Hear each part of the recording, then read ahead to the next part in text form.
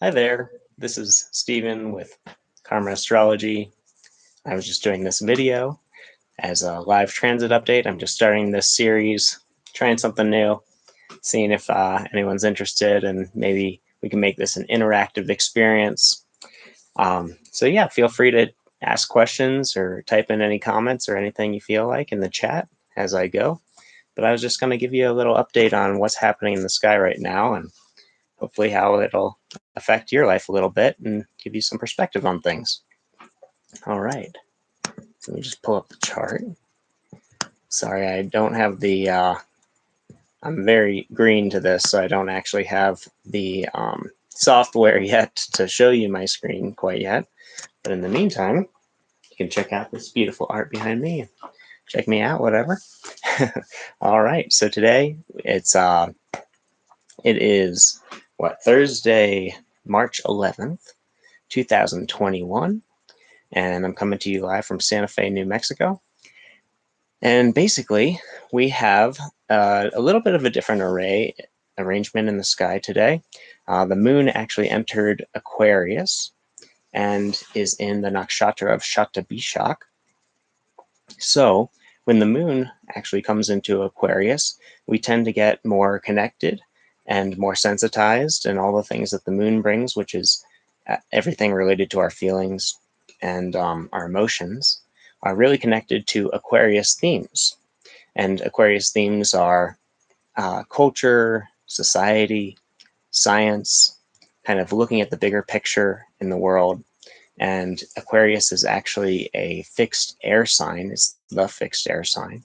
And to have fixed energy means to really kind of focus on one thing. So it brings our attention a little bit more focused. And then an air sign is actually a sign of the intellect. So it's, just like the mind moves very quickly and thoughts come in and out of our heads very, very quickly. When the moon comes here, we're very kind of emotionally attached to all the different ideas that we have floating around our head, especially those ones that involve, the bigger picture, Aquarius themes like science and culture. So when the moon comes into Aquarius, as it is today, we tend to focus more on what's going on in the news, in the world, and we can see that today in the U.S. we just had a big stimulus or a bill signed by the president Joe Biden, and that was a very Aquarian type of theme because it involved kind of giving, I guess, gifts or giving cash to people who are in desperate need of it and trying to help people throughout this, the difficult times that we're going through right now. So, we might be feeling a little more grounded and contented and happy just because that was signed and that actually got through and we've been waiting for it for a long time. And, and I know, and there's plenty of other countries in the world and many things going on, but it's really going to bring our awareness into the realm of science in a lot of ways. It's a good time to focus on learning about culture, to really learn about just new concepts, new ideas, to think about things that are going to last longer than we are, and how we can kind of create a legacy for the future. So when the moon comes here, we feel really connected to those ideas, those big picture things. And then in the sign of Aquarius, there are different nakshatras or Vedic constellations, Indian constellations. And the moon entered Shatabisha today. And Shatabisha, or Shatabishak, is what it actually means is Shata means 100 in Sanskrit, and Bisha means healers or cures. So it has to do with finding cures and healing things, obviously. Sometimes they say that it takes a long time to heal when the moon is here, and sometimes they say that it takes a short amount of time. So it really just depends on your willingness to look for all the different cures that might be available to you. There, you might have to go hunting for a specific remedy somewhere, go to 100 doctors perhaps, in order to to solve the issue that you're dealing with. So it can be a little difficult, but persistence does pay off in this sign. Now, Shatabisha also is, well, in each of these nakshatras is ruled or kind of associated with a Vedic deity, excuse me. And the Vedic deity that Shatabisha is associated with is Varuna. Now, Varuna is the god of water in all its forms, in the clouds, as it in the rivers and the lakes, the deep underground reservoirs of water on the earth. And Varuna is also related to all things that are hidden and occulted. It also, Varuna, it tends to be associated with very scientific thinking. That's why it's in this nakshatra is in Aquarius, where the kind of the sign of the scientist in a way. And Varuna will show that it actually shows a lot of prowess, a lot of power, a lot of skill and cunning. Varuna is also called the veiler or the concealer because it, he's associated with concealing things and hiding things from sight.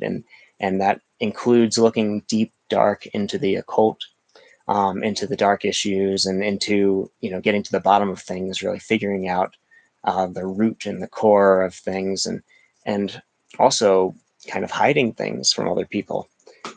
It can also be about exposing things from other people. So we'll see that we're more interested in kind of maybe being more secretive or kind of unveiling things, either veiling or unveiling. It's kind of goes both ways, in astrology, the poles. But yeah, today, you're going to notice over the next 24 hours that you're going to be more interested in the broader perspective of culture and really understanding what's making everything tick, what's going on beneath the surface. So it's definitely a fascinating time, an interesting day because the moon is only there for, well, it's in Aquarius for 2.5 days, but it's actually in Shatabisha for just a day. Each nakshatra is roughly 1 day of worth of time, and it just started. So, turn on your thinking cap, get your scientific brain on. This is the time to really dive into your studies or learn something new and really just explore something that other people might think is a little weird or a little outside, your normal wheelhouse. I wouldn't recommend trying to conceal or hide things too much because Varuna actually ends up making you pay for all the things that you do in the dark. There's definitely that kind of double-edged sword with this nakshatra where we're kind of inclined over the next day and when the moon is in this sign and when other planets are to be more isolated as well, because that allows us to have a little more seclusion and secrecy. But that can lead to depression as well. So just make sure you're not too isolated. It's definitely good for kind of being in your own space and doing your own deep research, DYOR, the new acronym of today. So yeah, there's a lot of interesting stuff going on in Aquarius. Moon isn't the only planet there. Now Mercury is there and it just entered today as well. And Mercury is the planet of our intellect and our thinking mind. So when when Mercury goes into Aquarius, we end up our thinking capacity gets a little heightened. It came out of Capricorn, which is an earth sign, so it was more practically oriented. So what we wanted to think about, what we wanted to intellectually conceptualize was much more of a practical issue in terms of just, I would say, like the fundamentals. Capricorn is about hard work, about kind of the fundamental building blocks of making something last a long time and building a real structure for things. Whereas Aquarius is saying it's kind of like we've built that structure and now we're looking to include our thoughts and ideas and all of the concepts that we can think of in order to make the world a better place and to strive for something new. So technology is a huge theme right now. And Mercury in this sign, Mercury being the kind of planet of communication, is very much related to technology itself. So it's kind of doubling down on that theme of tech and just communication in new ways, and really like seeing, maybe this is connecting us to different underground groups or societies and stuff like that. Aquarius is kind of the sign of secret societies and societies in general, but secret is definitely a big part of it, as I was talking about, Varuna and Shatabisha. So we might be more inclined to connect with our network right now and you really speak to them, since Mercury is about talking and communicating. And then let's see. So Venus is also in Aquarius and right next to the moon now, or I guess about 10, 12 degrees away.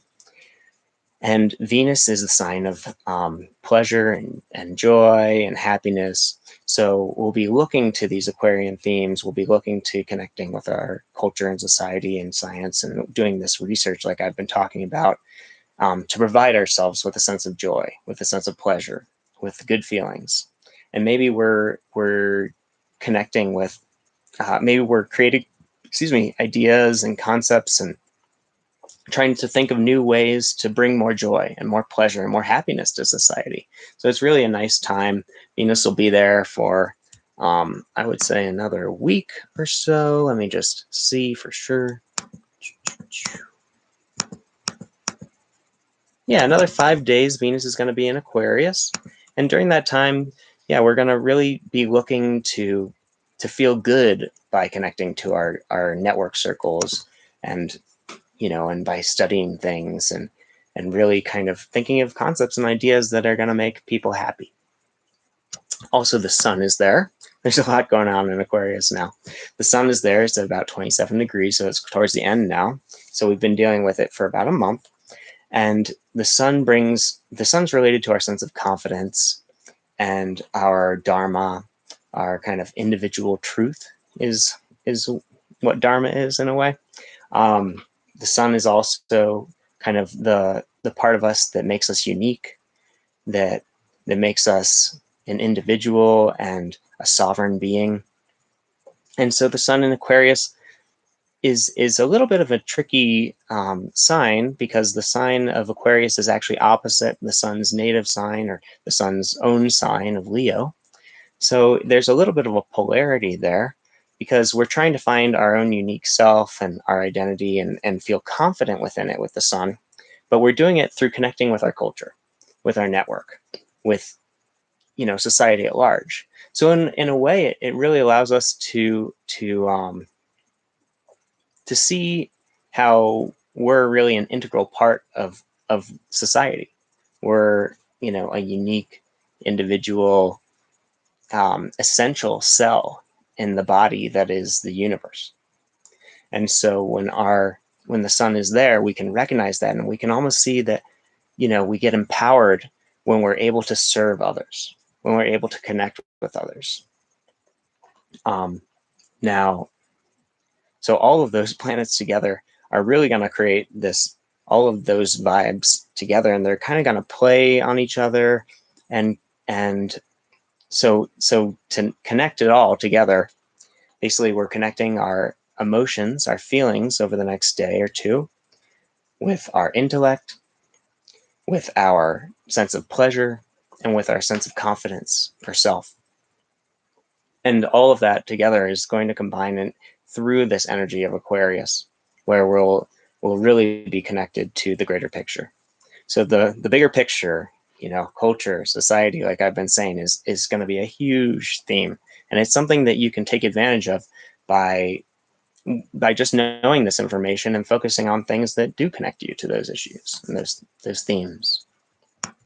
Now, I'm going to jump over to Taurus now, where Mars and Rahu, the north node of the moon, are situated. And so Mars is actually the planet of where we seek to destroy the things that we perceive to be weakening us. So that could be our inner weaknesses or external weaknesses. It kind of relates to it does relate to our sense of anger, to courage, ultimately, as the kind of transmuted version of anger, the spiritual, I guess, progression into courage. And so when Rahu's the north node of the moon, if you know Western astrology, which deals with our obsessions, it kind of attracts us to things, and it confuses us in a way because we don't really have much experience in those realms of life that it's drawing us into. It's kind of like getting us to turn a new chapter and to just focus on a new thing, which is really exciting and fun, but at the same time it can be very confusing, just because we're taking in so much information, or we're experiencing so many new things because we're launching ourselves into this new way. And with Mars there and Rahu there, as they get closer and closer together, we kind of get obsessed, that Rahu feeling, with our sense of protection, our sense of courage, our sense of anger, all of that those Martian qualities. So we may be more inclined to argue with others because of that confusion. We can misplace our anger and our frustration, and as verbally, and we can kind of take it out on other people, or we can at least sense other people doing this to us or to other people in general. So there's a little bit more of a confrontational nature to this conjunction in general. And that's going to be growing still as they get closer and closer together. Mars is about 10 degrees. Rahu's at about 21 degrees. So in Taurus. And then I'll talk about Taurus. So the underlying theme, ironically, is actually a Venusian theme about feeling pleasure and joy and happiness, and kind of looking for things that we can build up upon, because Taurus is an earth sign, and earth signs really like structure. Or earth signs are all about kind of forming a foundation that we can build upon. And Taurus is really about making things beautiful. So when we build upon this foundation of beauty, we end up being kind of a craftsman or craftswoman, craftsperson. And when Mars and Rahu are there, we're a little aggressive about it. We might be more into a fiery craft, like glass blowing, or just it could be about smoking weed for you if you're a Taurus person, and because that makes people feel good. So whatever it is, we might be just finding ourselves a little more angsty, a little bit more on edge, and a little bit with a lot more desire to get into those feelings, and to be a little more active and aggressive than we normally would be. So just be aware that there's a propensity to fight a little bit more. There's a propensity to argue, and really the big lesson with that is to learn how to transmute our anger, our aggressive nature, into physical action.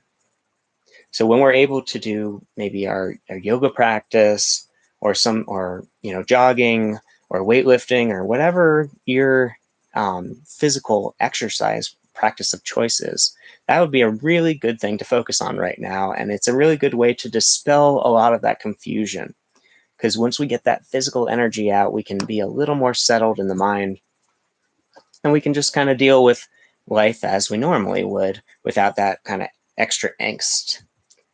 If you have any questions, I see one person's watching, so if you want to chime in or ask me any questions, or if I'm not being clear about something, please let me know. Otherwise, I'll just continue on. The next thing that I'm looking at, the next probably big energy that's going on that we've been dealing with a lot, is this Jupiter and Saturn conjunction in Capricorn.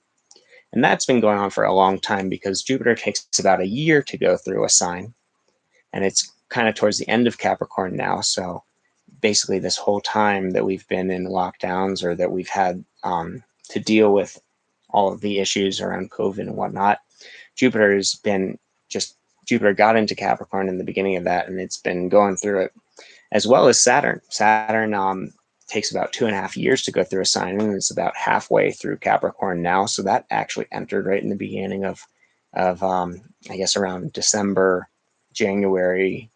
I think, I can't remember if it's somewhere between November and January of 2019, or no, December of 2000. You know what I mean? November of 2019 to January of 2020. And so, like, when all this stuff started happening, And I really think that that was related to this Jupiter and Saturn conjunction in Capricorn, because Capricorn's about boundaries. Capricorn's about limitations and staying safe and protecting the things that we love by keeping them separate, by keeping them isolated.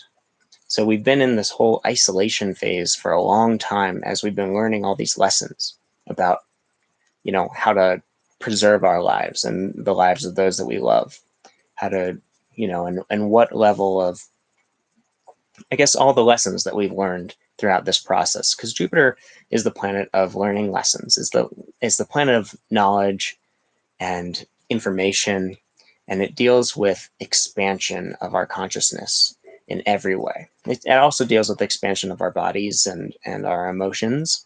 So there's many levels that it touches upon, but Jupiter's the planet of expansion and meaning and hope.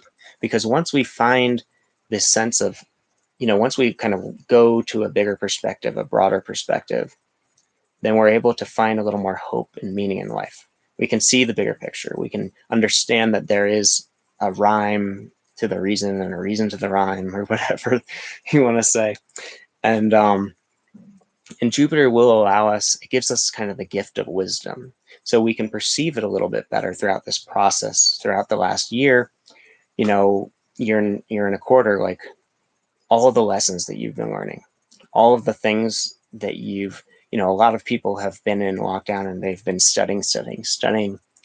A lot of people are just learning about how to have safe and effective boundaries and what those really are, finding the right balance between, how to keep ourselves safe and how to keep society safe. And really, at what kind of level we wish to do that. And the balancing act being our, the ability to go out and do what we want and have freedom of movement and action. And really, we're learning a lot of lessons about that. So that's what Jupiter's trying to teach us through Capricorn. And it's going to be there for another little bit, another few months. And then we have Saturn in Capricorn. And Saturn's actually very happy in Capricorn. It's its own sign. But Saturn is a very difficult planet for us. Saturn's about staying alive. It's about staying safe in general. And so we become a little more determined. This past year has been a time where we've actually been able to manage boundaries a little bit more easily. I'm not going to say it's not difficult, because obviously it's been difficult for a lot of people. And this conjunction will bring our awareness into all of the things that we need to do to preserve our lives as we want. So whether that be preserving our wealth, Jupiter is also a planet of wealth, so it relates to the preservation of our wealth, of our capital, the preservation of our bodies, of course, first and foremost, of our mental state, and really it kind of taps into the spiritual realm, and that once we have a really solid foundation, a solid foundation physically, a solid foundation mentally, then we can kind of rise up into the spiritual realms of consciousness and commit to them and start to develop that kind of structure of our spiritual practice. Perhaps, taking up a regular yoga practice or meditation practice, as we always advise in Vedic astrology. Those are kind of the two cure-alls for everything. But yeah, there's a lot to be said about the boundaries that we've been experiencing and just how we've dealt with them and how it's taught us these lessons about perseverance and determination.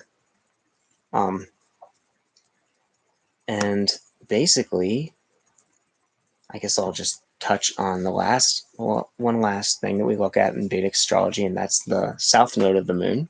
Rather than Rahu, which was the north node of the moon, that planet that's conjunct Mars, Ketu is the south node of the moon, and it's by itself in Scorpio. Ketu shows, instead of our obsessions like Rahu, Ketu shows our past lives and kind of the things that we are trying to get away from a little bit, the things that we've focused on and that we've been almost forced to do in our past. And it's kind of feels like it's always the past and Rahu's always the future. So it's really like anything from yesterday back, and in my opinion.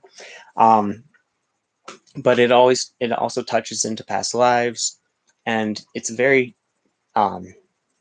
it tends to be difficult to deal with and make us a little cynical and critical, just because we've done it for so long and we feel like we're kind of a master of it, whatever K2 is surrounded by.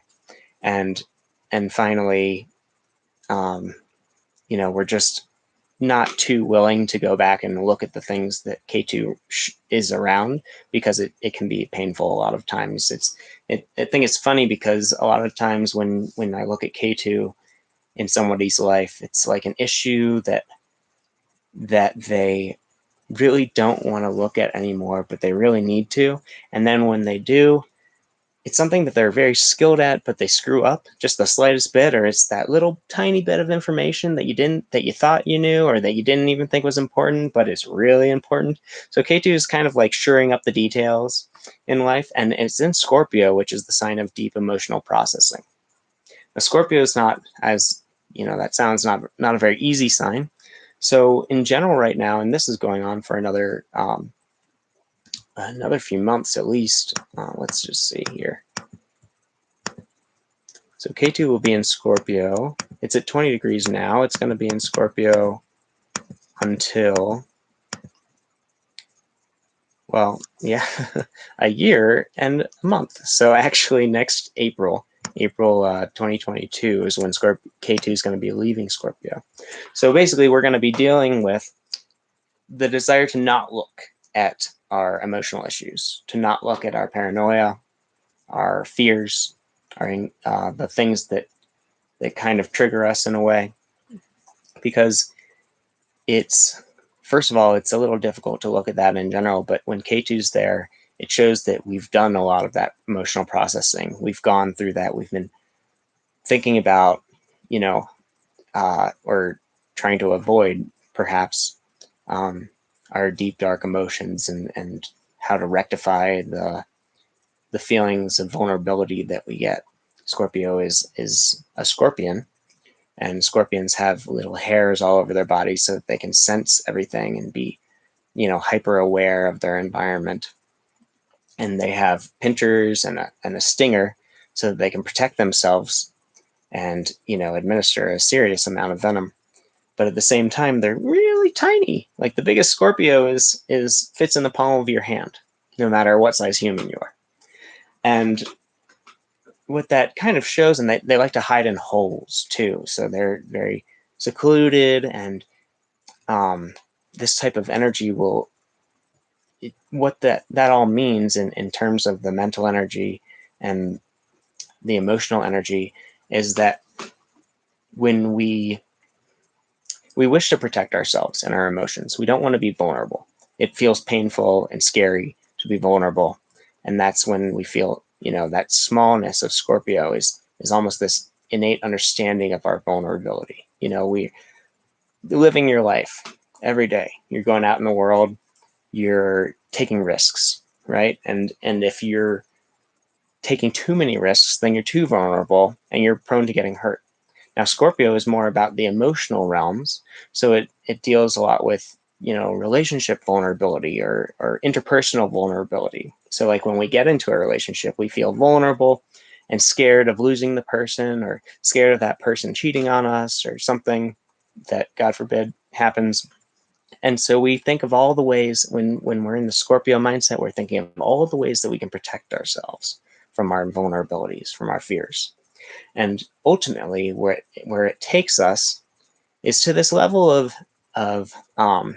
I think of the Boy Scout motto is always be prepared. So it takes us to a place where we want to prepare ourselves physically, mentally, and spiritually for anything.